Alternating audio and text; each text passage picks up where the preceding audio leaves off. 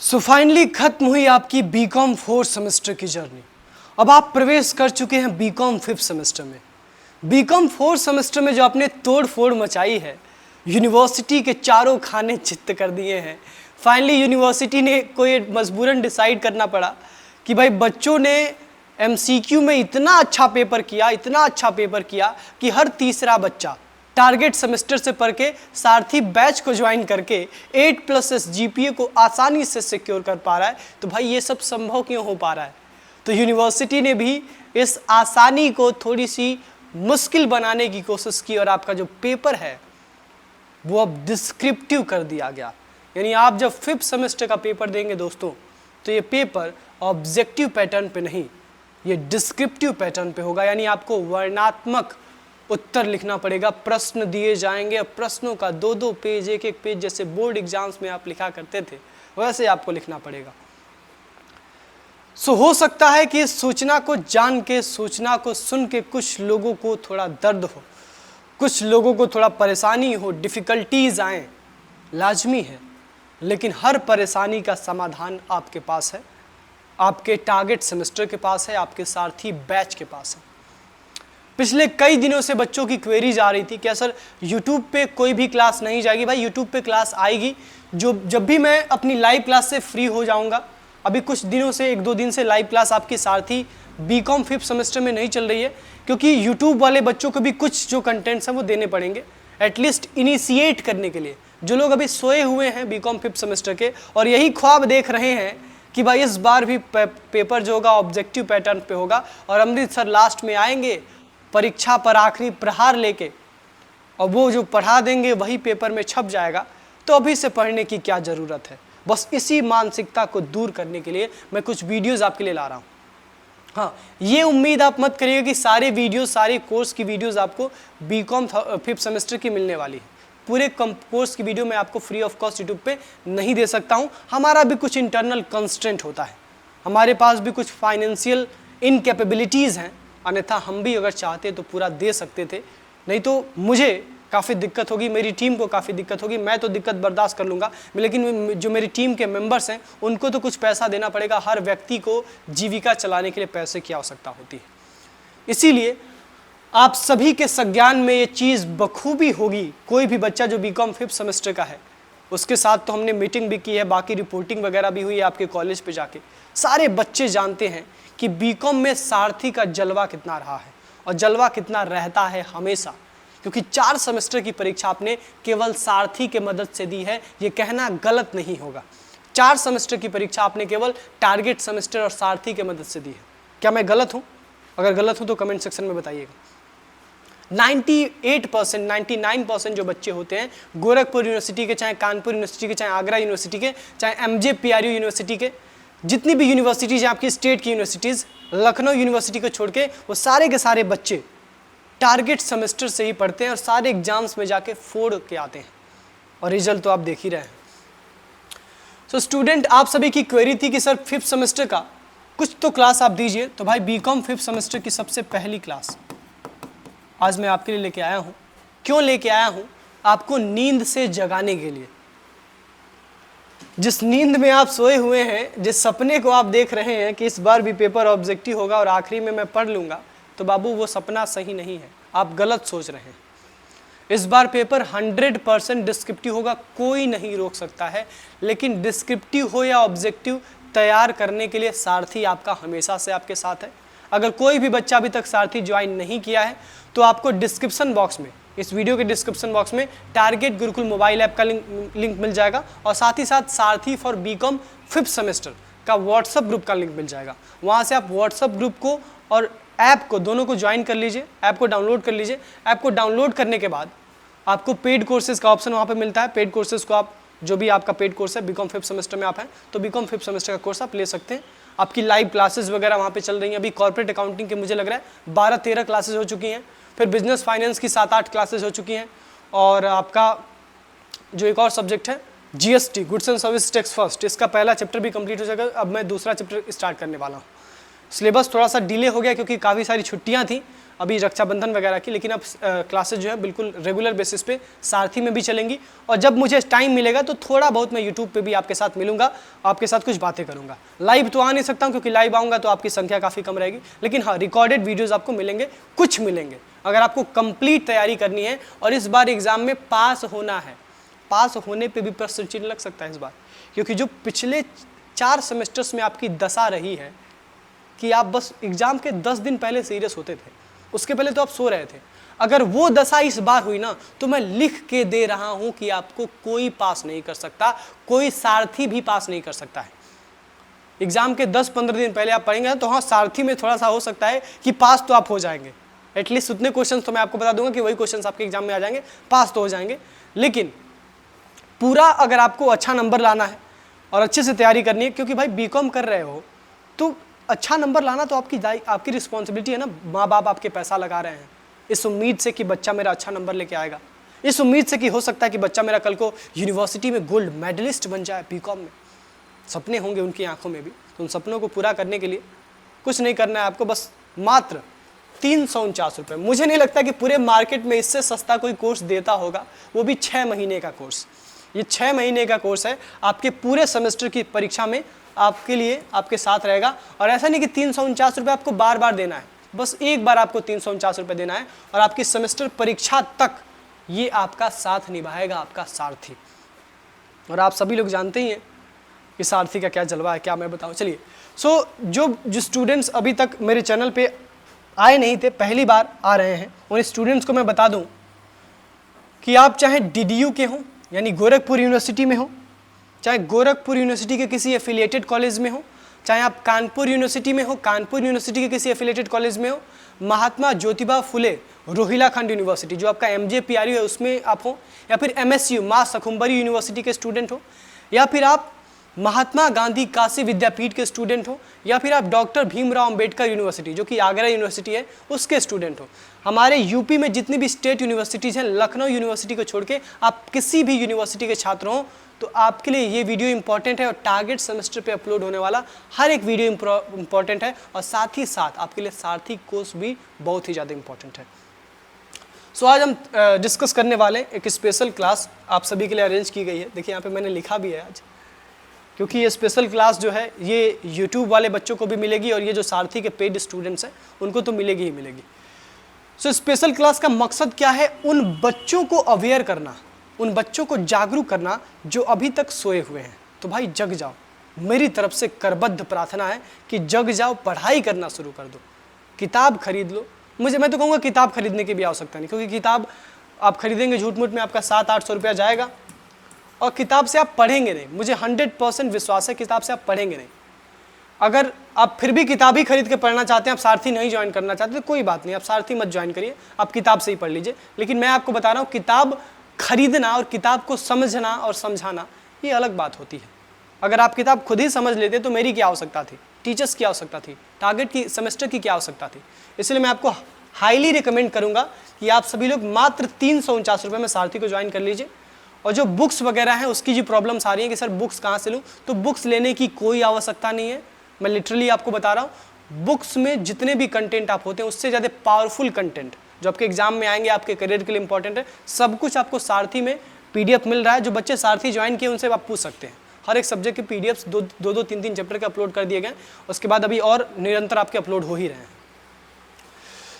आज हम डिस्कस करने वाले हैं गुड्स एंड सर्विसेज टैक्स के बारे में। आप लोग कहेंगे सर जी मार्केटिंग बहुत करते हैं आप, बहुत सारथी बोलते हैं। अच्छा, कुछ बच्चों का मैं कमेंट भी अक्सर देखता हूँ कि बच्चे कहते हैं कि सर केवल सारथी का प्रमोशन करते हैं।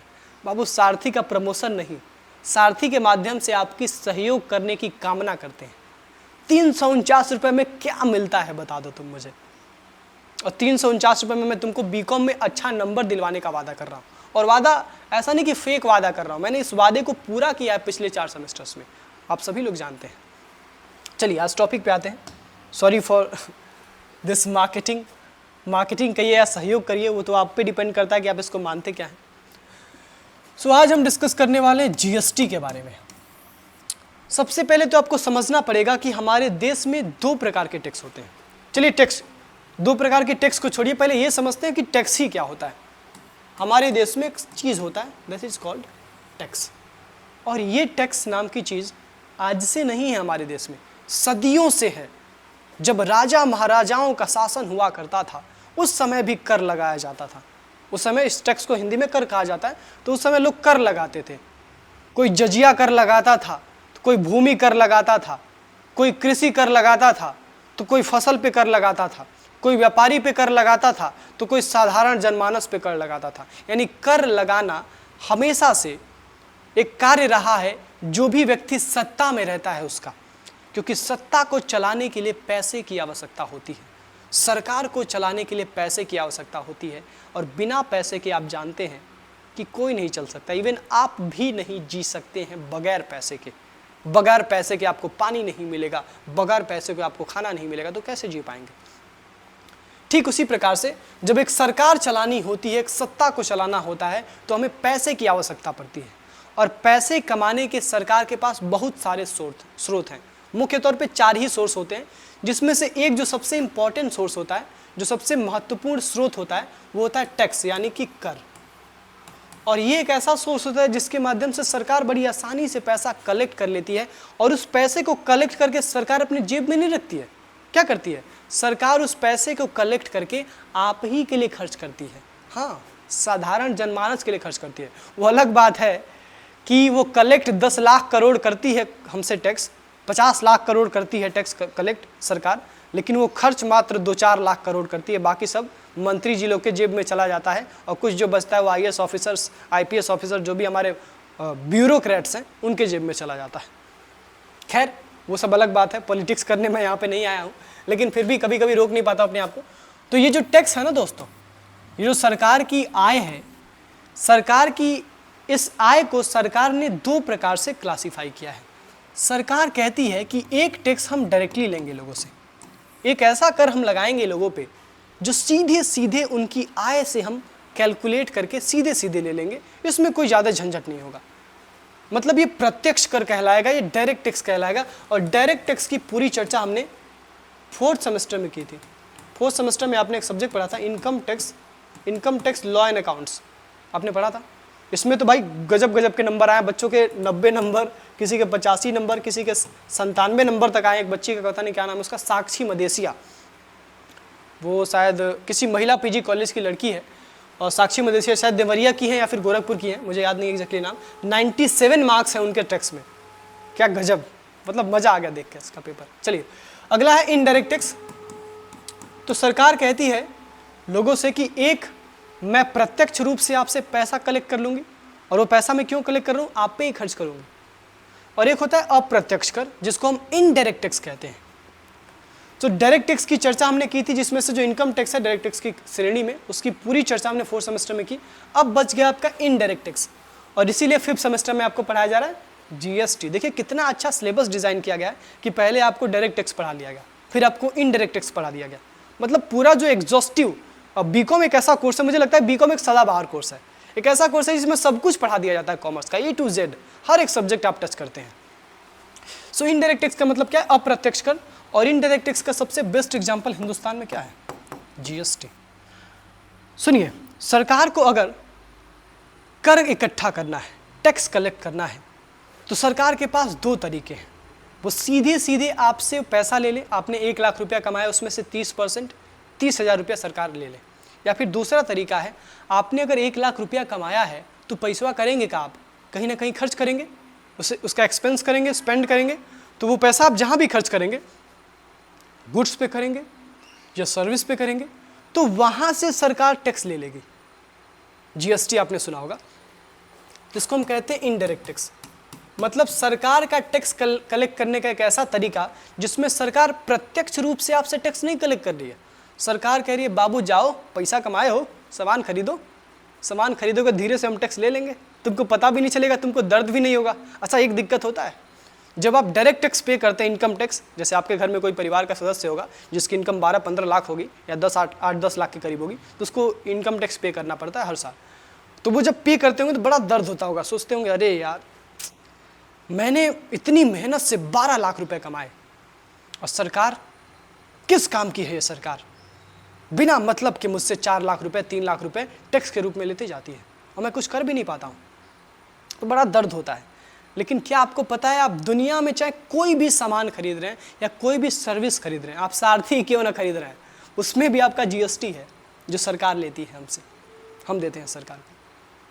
सो इनडायरेक्ट टैक्स का मतलब है एक ऐसा टैक्स जो आपसे कलेक्ट तो किया जाएगा लेकिन अप्रत्यक्ष तरीके से, प्रत्यक्ष तरीके से नहीं।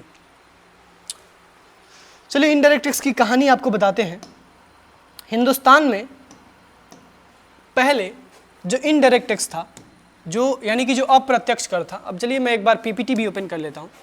कुछ बच्चे कहेंगे सर जी खाली अंग्रेजी मीडियम में पढ़ाते हैं, हिंदी मीडियम वालों का ध्यान ही नहीं रखते हैं। तो बाबू हिंदी मीडियम वालों का भी पूरा ध्यान रखा जाता है, ऐसा नहीं है कि हम किसी भी पर्टिकुलर मीडियम के साथ पक्षपात करते हैं। हाँ, ये अलग बात है कि डिमांड जो है कॉमर्स फील्ड में इंग्लिश की थोड़ी ज़्यादा है, तो मुझे थोड़ा इंग्लिश ओरिएंटेड होना पड़ता है, लेकिन मैं हिंदी को भी बराबर लेके चलता हूँ। सो जो बच्चा हिंदी मीडियम का है वो चिंतित नहीं होगा, आपका जो सारथी है वो उसमें हिंदी मीडियम के भी कंटेंट आपको मिलते हैं, देख सकते हैं आप, बाइलिंगुअल कंटेंट है, एक तरफ हिंदी और एक तरफ इंग्लिश। चलिए सो अगर मैं हिंदुस्तान में टैक्स के हिस्ट्री की बात करूं तो डायरेक्ट टैक्स की हिस्ट्री तो बड़ी लंबी चौड़ी है। डायरेक्ट टैक्स हिंदुस्तान में सदियों से लग रहा है, लेकिन जो इनडायरेक्ट टैक्स है, ये जो इनडायरेक्ट टैक्स है, ये हिंदुस्तान में 2017 से पहले जब जीएसटी नहीं आया था, जीएसटी कब आया था मैं अभी आपको बताऊंगा, 2017 में जीएसटी आया था। 2017 के पहले हिंदुस्तान में 18 यानी 18 डिफरेंट टाइप्स ऑफ टैक्सेस थे। कितने थे? 18 अलग अलग प्रकार के टैक्स थे। कौन से टैक्स? इनडायरेक्ट टैक्स यानी अप्रत्यक्ष कर थे 18 प्रकार के, और इन 18 टैक्सेस का अपना एक कानून था। सोचिए कितना कॉम्प्लेक्स टैक्स सिस्टम था, और इन 18 टैक्सेस को लगाया जाता था हर बिकने वाली गुड्स और सर्विस पे। इसका पूरा क्लासिफिकेशन वगैरह किया गया था कि किस गुड्स पे क्या लगेगा, कितना लगेगा। अब इतना कॉम्प्लेक्स हो गया था हिंदुस्तान का इनडायरेक्ट टैक्स सिस्टम कि सरकार के भी हालत ख़राब, जो चार्टर्ड अकाउंटेंट्स जो जीएसटी रिटर्न्स वगैरह फाइल करते हैं उनका भी हालत ख़राब, कंपनी सेक्रेटरीज जो कि जीएसटी की कंप्लायंस को इंश्योर करते हैं उनका भी हालत ख़राब। इतने सारे लॉज हैं, कंप्लायंस कैसे इंश्योर करें भाई, 18 कानून, और एक बिजनेस पे लग रहे हैं, एक गुड्स एक कमोडिटी पे लग रहे हैं, तो कैसे इंश्योर करें। इस प्रॉब्लम को सरकार काफ़ी दिनों से देख रही थी। फिर आता है 2008, और 2008 में पी चिदम्बरम साहब, आपने नाम सुना होगा इनका, पी चिदम्बरम, ठीक है। पी चिदम्बरम साहब जो कि उस समय फाइनेंस मिनिस्टर थे यानी वित्त मंत्री थे, ये अनाउंस करते हैं कि हम लोग बहुत जल्द जीएसटी लाने वाले हैं। क्या लाने वाले हैं? जीएसटी लाने वाले हैं, यानी गुड्स एंड सर्विस टैक्स लाने वाले हैं।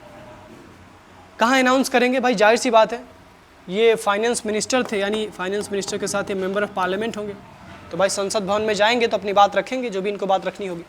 तो ये जाके संसद भवन में ये बात छेड़े कि हमें जल्द ही एक जीएसटी कानून पारित करना होगा अपने देश में। अब आपको पता होगा कि भाई पार्लियामेंट में कोई भी नया टॉपिक आता है तो उस पर खूब बहस होता है, खूब डिस्कशन होता है। डिस्कशन के बाद उस पर वोटिंग होती है कि भाई कितने लोग इस कानून के फेवर में हैं, कितने लोग अगेंस्ट में हैं। अगर ज़्यादा लोग फेवर में होते हैं, मतलब 2/3 की मेजॉरिटी होती है, 2/3 बहुमत होती है, तो कानून पारित हो जाता है। फिर उसके बाद से पार्लियामेंट से निकल के वो प्रेसिडेंट के पास जाता है, प्रेसिडेंट का सिग्नेचर हो जाता है, तो कानून बन जाता है। पता है 2008 में जीएसटी का कंसेप्ट पी चिदम्बरम साहब ने लाया था, लेकिन समस्या ये थी कि जीएसटी को इम्प्लीमेंट कैसे किया जाए। जीएसटी को इम्प्लीमेंट करने से सरकार पता है क्यों डर रही थी? क्योंकि सरकार ऐसा देख रही थी कि भाई दूसरे देशों ने, जैसे हम तो अपने यहाँ जीएसटी ला रहे हैं, क्या दूसरा भी कोई देश है जो अपने यहाँ जीएसटी लेके आया है? तो उसके यहाँ जीएसटी लाने के बाद क्या स्थिति है? क्या जीएसटी लाने के बाद टैक्स कलेक्शन में वृद्धि हुई है, या जीएसटी लाने के बाद टैक्स आसान हुआ है पे करना, या फिर मुश्किल हुआ है? तो पी चिदम्बरम साहब ने काफ़ी नोटिस किया, ग्लोबल फैक्टर्स देखे कि किस किस देश में जीएसटी आ चुका है। तो सबसे पहले जीएसटी की अगर मैं बात करूं तो फ्रांस में आया था। कहाँ पे आया था? सबसे पहले जीएसटी फ्रांस में आया था। कब आया था? 1954 में। और जीएसटी बड़ा सफल कानून सिद्ध हुआ फ्रांस की गवर्नमेंट के लिए जब जीएसटी उन्होंने लागू किया। और जीएसटी से इनकी टैक्स कलेक्शन भी बढ़ी, और जीएसटी से इनका जो कंप्लायंसेस वगैरह था लॉ को लेके वो भी काफ़ी कम हो गया। तो पी चिदम्बरम साहब ने काफ़ी एनालिसिस किया, फिर उन्होंने अपने पार्लियामेंट में बात रखी कि भाई हमारे देश में जीएसटी आना चाहिए। 2008 बीता, 9 बीता, 10 बीता, 11 बीता, 12 बीता, 13 बीता, 14 बीता, ऐसे पूरा साल बीतता गया। और फाइनली कांग्रेस की सरकार समाप्त हो गई। समाप्त हो गई मतलब कांग्रेस की सरकार चली गई और बीजेपी एग्जिस्टेंस में आती है 2015 में, क्योंकि जब 2008 में पी चिदम्बरम साहब फाइनेंस मिनिस्टर थे तो उस समय कांग्रेस का ही शासन था और वो कांग्रेस के ही फाइनेंस मिनिस्टर थे। इसके बाद से बीजेपी आती है। बीजेपी जब आती है तो मोदी जी कहते हैं कि भाई एक कानून है जीएसटी नाम से, पार्लियामेंट में कितने दिनों से ये रखा पड़ा है, जबकि इस कानून की आवश्यकता है, हिंदुस्तान में कानून लागू होना चाहिए। फिर बीजेपी के 2015 में आने के ठीक 2 साल बाद 1 जुलाई 2017 से, किस तारीख से, 1 जुलाई 2017 से हिंदुस्तान में जीएसटी को लागू कर दिया जाता है। अच्छा, जब 1 जुलाई 2017 को हिंदुस्तान में जीएसटी लागू किया गया तो उस समय एक और प्रॉब्लम आई, क्योंकि जीएसटी से पहले 18 अलग अलग प्रकार के टैक्स थे और कुछ टैक्स स्टेट गवर्नमेंट खुद लगाती थी, कुछ टैक्स सेंट्रल गवर्नमेंट लगाती थी। अब स्टेट गवर्नमेंट और सेंट्रल गवर्नमेंट में लड़ाई होने लगी कि भाई कौन सा टैक्स तुम लोगी, कौन सा टैक्स हम लेंगे। तो थोड़ा बहुत लड़ाई हुआ, उसके बाद से फाइनली 1 जुलाई 2017 से जीएसटी लागू हो गया। अब कुछ लोग का ये प्रश्न होता है कि सर जीएसटी तो बहुत बड़ा कानून है, बहुत बिग एक्ट है, बहुत ही बड़ा इनैक्टमेंट है, लेकिन क्या ये कानून पूरी तरह से हिंदुस्तान में अभी लागू हो चुका है? तो आंसर है बिल्कुल नहीं। हिंदुस्तान में पूरी तरह से जीएसटी अभी तक लागू नहीं हुआ है। हाँ, फेजेस में गवर्नमेंट कोशिश कर रही है कि धीरे धीरे पूरे जीएसटी को लागू किया जाए।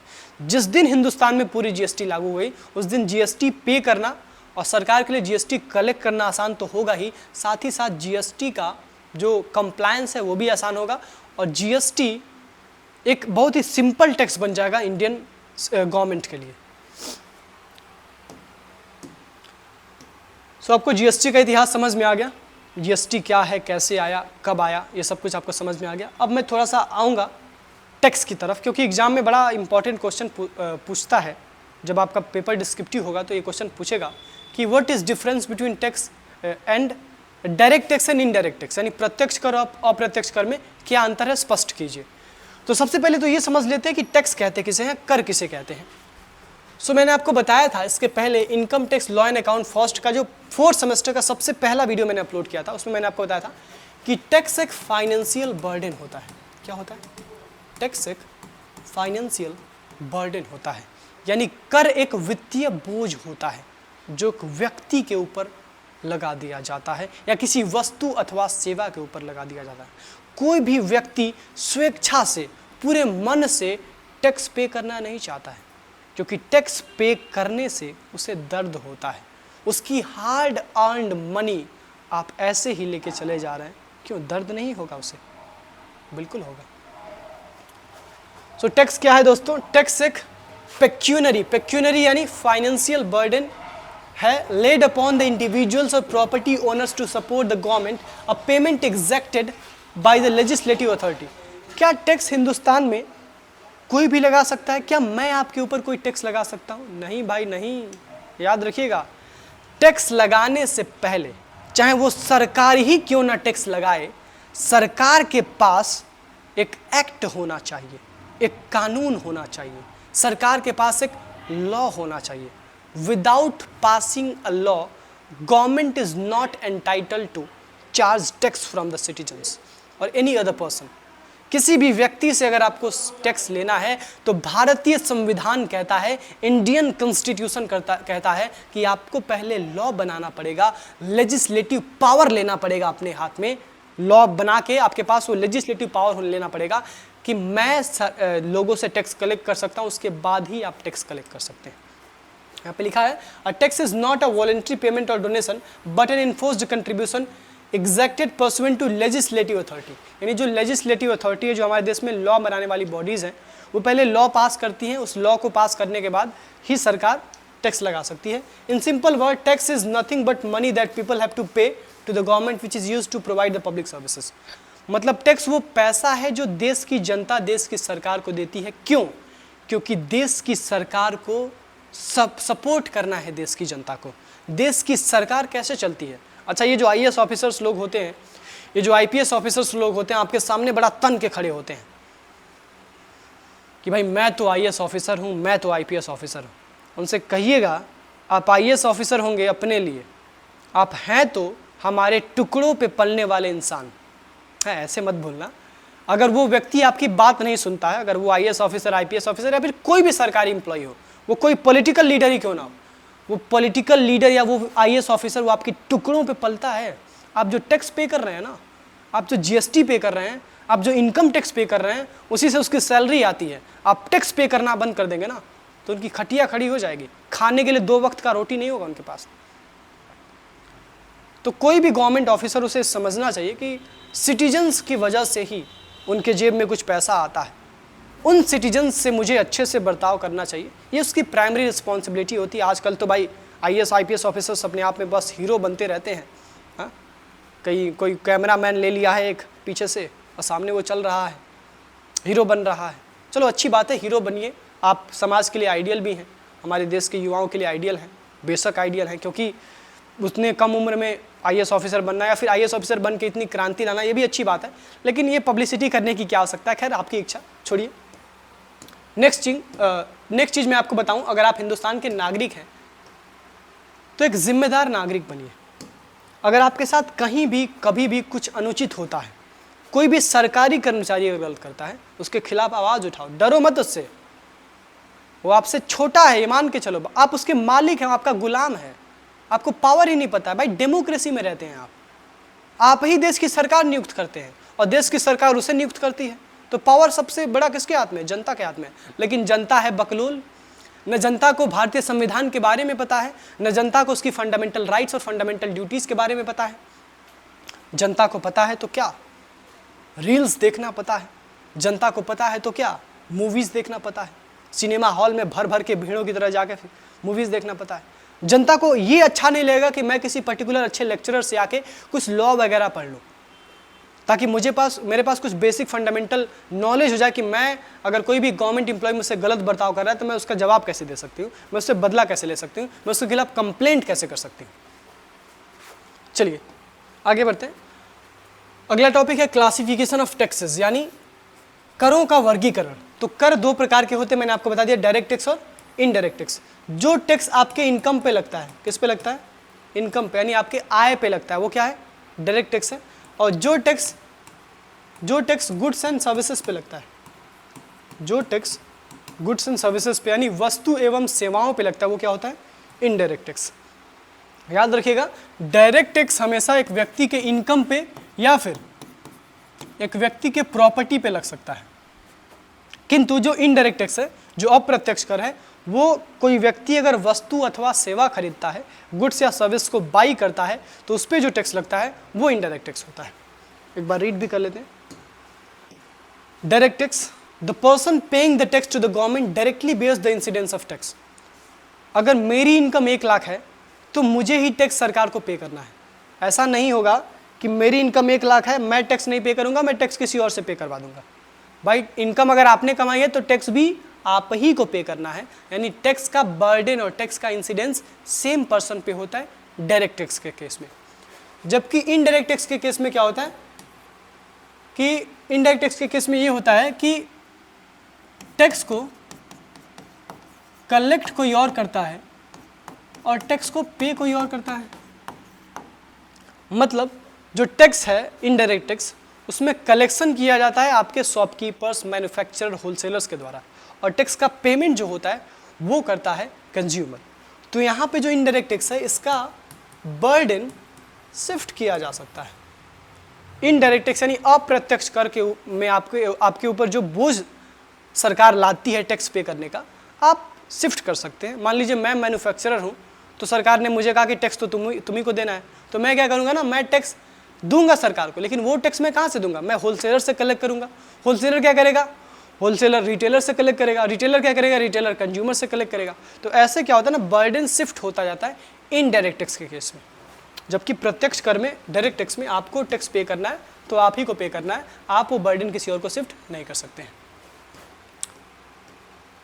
यहाँ पे लिखा गया डायरेक्ट टैक्स के बारे में, direct tax include those assessed upon the property, person, business, income, etc., while indirect tax are levied upon the commodities before they reach consumer. According to Delton, a direct tax is a really tax which is paid by a person on whom it is legally imposed and the burden of which cannot be shifted to any other person. वही बात कि जो direct tax होता है, जो प्रत्यक्ष कर होता है, ये किसी व्यक्ति के संपत्ति उसके व्यवसाय या उसके आय पे लगता है और ये उसी व्यक्ति को पे करना होता है जिस व्यक्ति पे टैक्स लगाया गया है। वो व्यक्ति चाह कर भी इसका बर्डन किसी दूसरे तक शिफ्ट नहीं कर सकता है। सो स्टूडेंट, ये था आपका ओरिएंटेशन सेशन। थोड़ा सा इनडायरेक्ट टैक्स के बारे में भी चर्चा कर लेते हैं। डायरेक्ट टैक्स हो गया। अगर मैं इनडायरेक्ट टैक्स के बारे में थोड़ी सी बात आपको बताऊं, अब क्योंकि ओरिएंटेशन क्लास है, ये स्पेशल क्लास है, तो मैं इसमें ज़्यादा पढ़ाऊंगा नहीं आपको, लेकिन हाँ मैं आपको बेसिक फंडामेंटल नॉलेज दे दूंगा कि सब्जेक्ट में आपको जीएसटी में पढ़ना क्या क्या है। सो डायरेक्ट टैक्स में हमने क्या सीखा कि ये लगता है किसी व्यक्ति के इनकम पे या किसी व्यक्ति के प्रॉपर्टी पे, यानी किसी व्यक्ति के आय पे या किसी व्यक्ति के संपत्ति पे। जबकि इनडायरेक्ट टैक्स जो होता है ये लगता है किसी व्यक्ति के द्वारा खरीदे गए वस्तु पे अथवा सेवा पे, यानी गुड्स पे या सर्विसेज पे। ठीक। डायरेक्ट टैक्स क्या होता है? तो डायरेक्ट टैक्स जो होता है ये इसका बर्डन शिफ्ट नहीं हो सकता है। डायरेक्ट टैक्स का बर्डन शिफ्ट नहीं हो सकता है। और डायरेक्ट टैक्स के एग्जांपल्स क्या हैं? तो डायरेक्ट टैक्स का एग्जांपल है इनकम टैक्स, और एक और था पहले हुआ करता था वेल्थ टैक्स, अब तो एबॉलिश कर दिया गया है 2016 में ही ख़त्म कर दिया गया इसको। इनडायरेक्ट टैक्स क्या होता है? तो भाई इसका जो बर्डन होता है ये शिफ्ट किया जा सकता है। जैसे होलसेलर जो है वो मैन्युफैक्चर होलसेलर से टैक्स लेता है, होलसेलर रिटेलर से लेता है, रिटेलर कंज्यूमर से लेता है। लेकिन कंज्यूमर क्या फर्दर शिफ्ट कर सकता है बर्डन? नहीं भाई, एंड जो बर्डन है वो कंज्यूमर पे ही पड़ता है। टैक्स तो कंज्यूमर को पे करना ही पड़ेगा, वो किसी और पे शिफ्ट नहीं कर सकता है। अगला जो इनडायरेक्ट टैक्स होता है इसका एग्जाम्पल क्या है? तो इसका एग्जाम्पल है जीएसटी और कस्टम्स। अगर मुख्य तौर पे कहें तो हिंदुस्तान में अभी 2-3 प्रकार के ही टैक्सेस हैं। पहले पता है 18 टैक्सेस थे, आपने नाम सुना होगा कभी। एक था वैट, वैल्यू एडेड टैक्स, एक था इंटरटेनमेंट टैक्स, एक था सर्विस टैक्स, एक था आपका सेल्स टैक्स। ऐसे अलग अलग प्रकार के 18 टैक्सेस थे और उन 18 टैक्सेस को हटा के एक कानून लाया गया जीएसटी, जिसका नाम है गुड्स एंड सर्विस टैक्स, और जिसका फर्स्ट जो सब्जेक्ट है वो हम इस लेक्चर में देखें। सो स्टूडेंट देखिए, इस लेक्चर में मेन ऑब्जेक्टिव था मेरा आपको नींद से उठाना। शायद जो शुरू की 7-8 मिनट की वीडियो है हो सकता है आपको वो लेक्चर लगे, वो आपको भाषण लगे कि मैं स्पीच दे रहा हूँ किसी लीडर की तरह। भाई वो स्पीच नहीं था, लिटरली मैं आपको ये बताना चाह रहा था कि आप अब उठ जाइए और तैयारी करना शुरू कर दीजिए। अगर ये वीडियो कोई बच्चा 2 महीने बाद देखेगा ना तो उसे बहुत रिग्रेट होगा। वो कहेगा कि काश मैं ये वीडियो पहले देख लिया होता, काश मैं पहले अपने आप को तैयार कर दिया होता तो मेरे लिए बड़ा बेनिफिशियल होता। अभी मैं जानता हूँ कि सारे बच्चे घूम रहे होंगे। भाई जून में एग्ज़ाम आपका ख़त्म हुआ था 4th सेमेस्टर का, जुलाई बीत गया, अगस्त बीत गया, 2 महीने बहुत घूम लिया। अब बाबू सितंबर, अक्टूबर और नवंबर में आपके एग्ज़ाम होंगे, हो सकता है या फिर दिसंबर में। 3 महीने बचे आपको। 3 महीने या तो पढ़ लो अच्छे से या तो इसको भी गंवा दो और एग्ज़ाम में फेल हो जाओ। ठीक है, तो आपके ऊपर डिपेंड करता है। बाकी जो बीकॉम 5th सेमेस्टर की क्लासेस हैं वो रेगुलर चल रही हैं, लाइव क्लासेस। और जो बच्चे यूट्यूब के सहारे बिल्कुल हैं उनको मैं बता दूं कि भाई पूरी क्लासेस मैं पहले ही बता दे रहा हूँ आपको, मैं नहीं दे पाऊँगा। जितना संभव होगा मैं पूरी कोशिश करूँगा जब भी मुझे टाइम मिलेगा। अभी देखिए मैं टाइम निकाल के लाइव क्लासेस को बंद करके आपके लिए मैं यूट्यूब पे वीडियो रिकॉर्ड करके भेज रहा हूँ। तो जो बच्चे ऑलरेडी कोर्स में हैं वो कहीं ना कहीं नाराज़ होते हैं कि सर देखिए मेरे साथ अन्याय हो रहा है, आप हमारी क्लास कैंसिल करके बच्चों को क्लास दे रहे हैं जो यूट्यूब वाले हैं, जो पैसा भी नहीं दे रहे। तो मुझे केवल पैसा नहीं कमाना है, मुझे बस ये चाहिए कि सभी लोग अवेयर हो जाएं। वो ना पढ़ें सारथी से, कोई दिक्कत नहीं, उनको अगर उससे बेहतर विकल्प मिलता है मार्केट में ज़रूर जाएँ, आप वहाँ से पढ़ें, लेकिन पढ़ें कम से कम, एग्ज़ाम में पास हों, एग्ज़ाम में अच्छे नंबर लाएँ। ऐसा नहीं कि एग्ज़ाम डिस्क्रिप्टिव हो रहा है, अचानक आपको पता चले और अचानक आप फेल हो जाएं, आपके घर वाले भी नाराज़, आप भी डिप्रेशन में चले जाएंगे। भाई इतना छोटा सा कोर्स मैं बीकॉम कर रहा था, बीकॉम में मैं फेल हो गया, सीएस में मैं फेल होता तो चलो कोई बात नहीं, वो तो होता है, उतना बड़ा कोर्स है, लेकिन बीकॉम में मैं फेल हो जा रहा हूँ क्योंकि मेरी लापरवाही है। तो लापरवाही मत करिए बाबू, और प्रेम से आ जाइए, पढ़िए, अगर संभव हो तो सारथी जरूर ज्वाइन कर लीजिए, आपके लिए बेनिफिशियल होगा। दैट्स इट, बाकी मिलते हैं नेक्स्ट लेक्चर में।